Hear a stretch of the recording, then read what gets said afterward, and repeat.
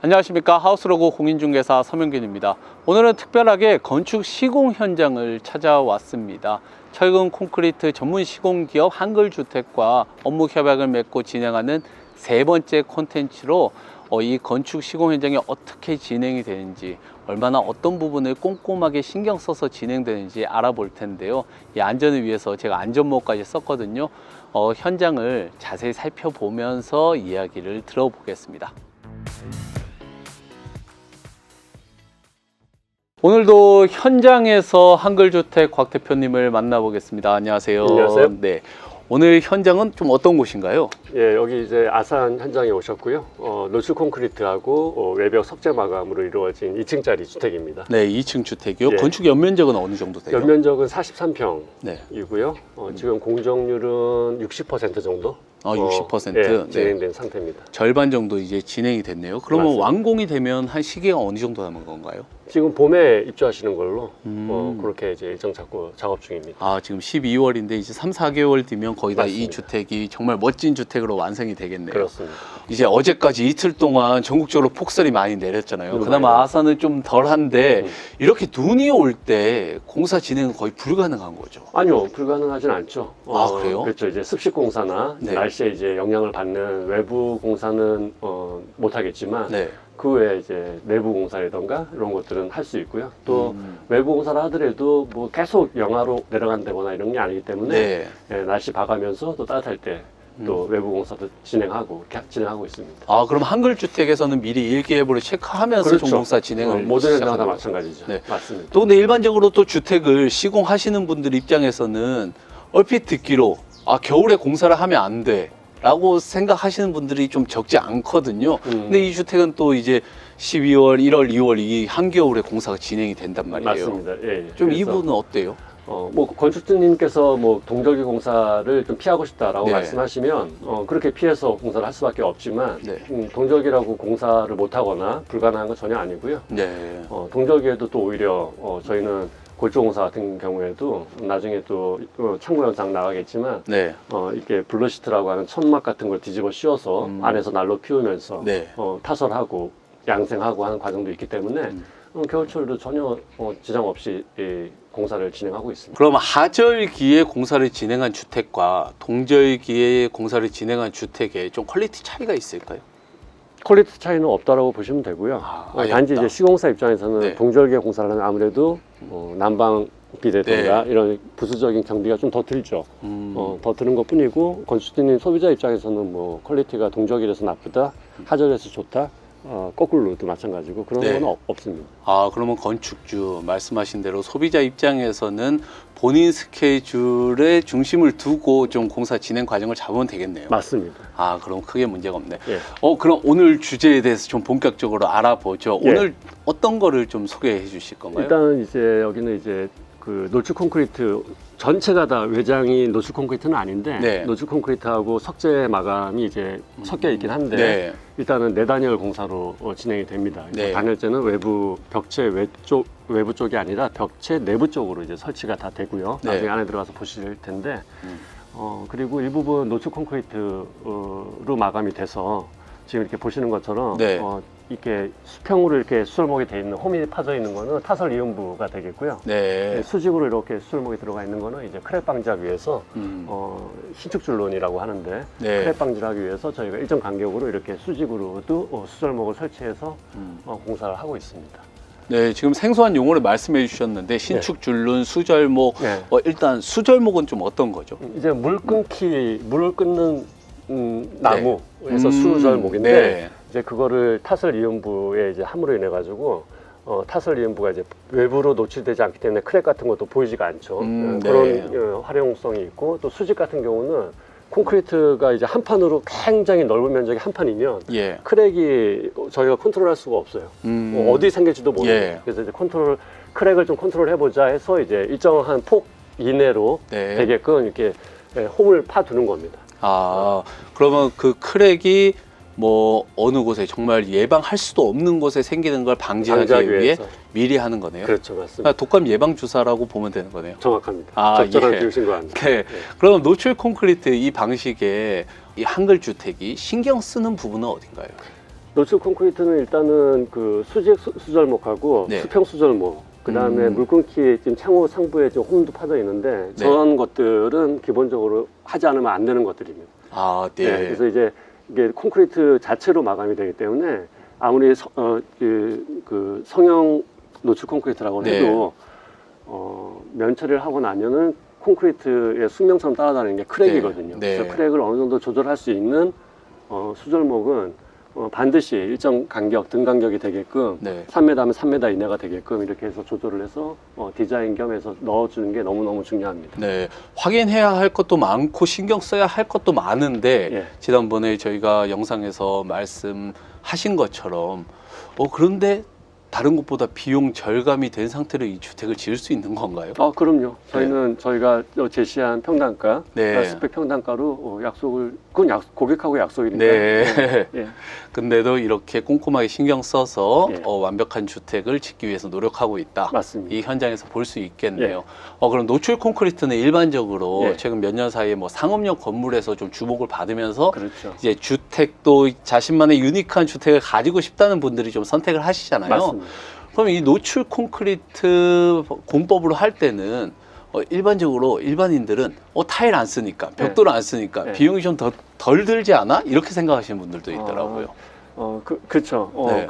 근데 이제 이 노출 콘크리트 자체가 가지는 디자인성, 네. 외관도 있지만 또 이걸 만들기 위해서 부수적으로 따라붙는 지금 말씀드렸던 뭐 예. 수절목이랄까, 형틀 콘크리트 골조공사에서부터 신경 쓰여지고 또 준비를 해야 되는 작업들이 있기 때문에 단순하게 뭐 재료가 안 들어가니까 싸다, 아, 네. 뭐 이렇게는 전혀 판단할 수는 없는 네. 거고요. 오히려 더 신경을 쓰고 그럼요. 해야 되는 부분이 있기 맞습니다. 때문에 비용은 더 들어갈 수 있다. 예. 그러면 당연히 이 노출 콘크리트 이름 그대로니까 단열 부분도 걱정이 될 것 같아요. 그렇죠. 그래서 단열은 또 들어가서 보여드릴 텐데 네. 내단열이 추운 지방일수록 좋습니다. 아, 그래요? 네, 그럼 그건 안에 좋아요. 들어가서 단열에 대한 설명을 좀 한번. 이어볼까요? 그렇죠. 네. 예. 단열 공사에 대해서 좀 더 자세히 알아보기 위해 내부로 들어왔습니다. 지금 공정률이 60%라고 제가 들었고 네. 현장도 둘러봐도 공사 현장인데 맞습니다. 들어오니까 따뜻해요. 아, 그래요? 네.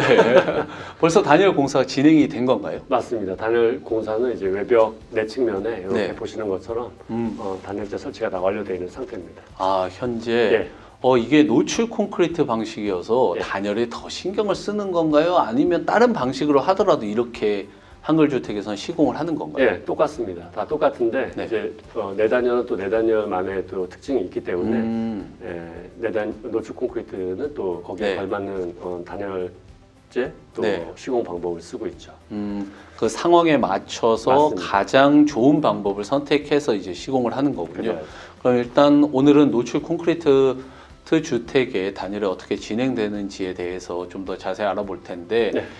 이 단열재를 하나를 다 붙인 건가요?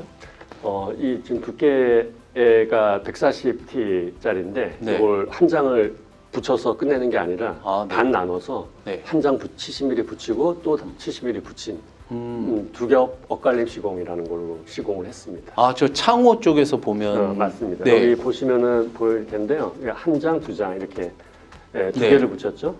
그리고 이음매도 엇갈리게.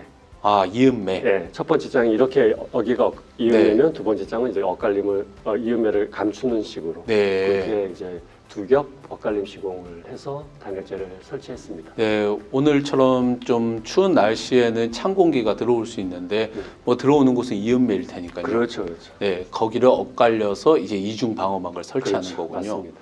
그럼 이렇게 시공을 하는데 있어서 좀 노력이나 좀 시공 비용이나 이런 부분이 좀 크게 발생을 하나요? 그렇죠. 아무래도 네. 한 장 뭐 상식적으로 생각해도 한 장 딱 네. 붙이면 그냥 끝이잖아요. 네. 근데 이제 한 장을 붙이고 난 다음에 파스너라고 하는 이제 소켓으로 네. 고정하고 쭉 한번 하고 난 다음에 다시 한 번 더 똑같은 두께의 단열재를 한 번 더 붙여야 되니까 네. 번거롭죠. 네. 품도 그만큼 더 들고 하지만 그게 단열 성능에 좋다면 네. 그렇게 가는 게 맞는 방법이니까 저희는 조금이라도 단열 성능을 좋게 하기 위해서 그렇게 시공을 하고 있습니다. 단열도 단열이지만 이렇게 추운 날씨에는 결로에 대한 걱정을 많이 하시거든요. 하지 않을 수가 없죠. 네. 그러면 이 단열재가 그 결로 방지도 되는 거죠. 당연하죠. 네. 네, 결로 방지도 되고 따뜻하고요. 네. 또 요거 말고도 또 보여드릴 곳이 있는데 네, 한번 가보시죠. 네. 예. 2층으로 올라왔는데 더 따뜻한 느낌이에요. 그렇죠. 네, 정말 단열 시공이 잘 된다는 걸 알 수 있는데 그럼 결로 방지를 위해서 또 추가 시공한 부분이 있다고요? 맞습니다. 이게 이제 외벽에 아까 1층에서 본 것처럼 네. 외벽 내측면에 단열재 설치한 거고요. 네. 요런 벽이죠. 이게 이제 외벽하고 이렇게 T자로 만나는 네. 이제 벽인데 이 내부 벽과 그렇죠. 네. 이 벽 두께 때문에 외부에서부터 이렇게 열교 현상이 생길 수가 있어요. 네. 외부의 찬 공기가 골조 벽체를 콘크리트 벽체를 타고 들어올 수 있기 때문에 예. 이렇게 T자로 만나는 데는 저희가 또 이렇게 아이소핑크로 이건 콘크리트 타설할 때부터 일체 타설을 한 겁니다. 네. 그래서 저번에도 말씀드렸듯이 물에 네. 닿는 부분에는 이 압출법 단열재를 쓰는 게 좋기 때문에 네. 비드법 단열재가 아니라 압출법 단열재 네. 이걸 써서 콘크리트를 일체 타설을 한 겁니다. 아, 그래서 이런 네. 곳을 통해서 이렇게 여기도 마찬가지예요. 여기도 네. 위에 천정 지붕인데요. 지붕 네. 콘크리트 밑에 단열재가 돼 있는데 이 벽체 상부는 또 밖에 슬라브 두께의 콘크리트하고 면에 있거든요. 또 그래서 T자로 또 만나는 그렇죠. 거죠. T자로 만나는 거죠. 음. 그러다 보니까 또 콘크리트 골조를 타고 열이 들어올 수 있어서 그런 부분을 또 이렇게 아이소핑크로 네. 보강을 한 겁니다. 그러니까 이런 것들이 이제 결로 방지를 위한 단열재가 되는 거죠. 네. 벽과 천장은 보이는데 네. 바닥은 어때요? 근데 이제 좀 이거는 이제 지금 바닥 난방 네. 배관을 시공을 하고 이제 몰타를 타설한 상태인데 네. 그 배관 밑에는 단열재가 또 들어가 있습니다. 아, 그건 이제 그래요? 도면에도 이렇게 들어가 있고요. 네. 그래서 바닥도 단열재 위에 온수 난방 배관에 몰타로 타설된 상태. 네. 바닥 단열재죠. 벽도 단열재, 천정도 단열재. 네. 그러니까 이게 내단열의 가장 그러니까 모든 공간이 다 단열재로 둘러싸인. 네. 그렇죠. 그래서 열교 현상이 생길 가능성이 네. 외단열보다는 적다라고 저는 생각을 해서 외단열도 본격적으로 하면 다 외부로 외단열을 해서 가면 좋은데 네. 그런 것들이 또 여의치 않은 부분도 있어서 네. 이 부분은 또 외단열, 내단열이 섞이는 경우가 있거든요. 이제 그런 부분들에서 열교 현상이 생기는 경우가 있긴 있는데 네. 내단열은 아예 그런 게 없어요. 그냥 다 내부에서 이렇게 하기 때문에 그래서 단열 성능에서는 저 개인적으로는 본격적인 외단열 외에는 내단열이 더 좋지 않나라 생각을 개인적으로 합니다. 지금 말씀하셨으니까 저는 일부 의견을 들었어요. 내단열보다 외단열이 더 성능이 우수하지 않아요? 뭐 이렇게 물어보시는 분들도 네. 있더라고요. 네, 좀 어떻게 맞습니다. 생각하세요? 그러니까 추운 지방일수록 네. 예를 들어서 일본의 삿포로 북해도 같은 데 가보면 의외로 노출 콘크리트 집이 많아요. 아 그래요? 그렇게 맞습니다. 추운데 노출 콘크리트가 맞습니다. 있어요? 삿포로 하면 굉장히 추운 지역이잖아요. 네. 그런데 그래서 이제 왜 이렇게 노출 콘크리트 집이 많지 해서 저도 이제 업이 이런 업이다 보니까 네. 지인들한테 이제 물어봤더니 역시 똑같은 내단열, 네. 빈틈, 열교 현상이 생길 가능성이 극히 적다. 적다. 한없이 0에 가깝다라는 얘기. 네. 해서 이제 저도 이제 돌이켜서 제 현장을 이렇게 생각을 해보니까 그래요. 이거는 뭐 돈을 특별히 더 드리고 안 드리고의 문제가 없이 네. 그냥 기본적으로 내부에서 다 단열로 감쌀 수밖에 없는 구조니까. 네. 그래서 이 추운 지방에 노출 콘크리트 집이 생각보다 많구나라고 이제 느낀 적도 있습니다. 네, 그렇군요. 네. 오늘 이제 한글주택 충남 아산 현장에 와서 이 단열 능력과 이 시공 방식에 대해서 좀 더 자세히 이제 살펴보면서 설명을 들어보니까 좀 귀에 쏙쏙 들어오고 믿음이 더 가는 것 같습니다. 앞으로도 이 공사도 잘해주시고 전국 어디 현장이든 또 튼튼한 주택 만들어 주시길 바라면서 영상 그럼요. 마칠게요. 예, 최선을 다하겠습니다. 네, 이렇게 이 모습을 이 영상을 보시면서 본인 주택을 어떻게 지을지 아마 상상이 가실 것 같아요. 더 궁금한 점이 있으시면 한글주택으로 연락 주셔서 상담하시고 방문 상담하시는 거 꼭 추천드립니다. 고맙습니다. 감사합니다. 네.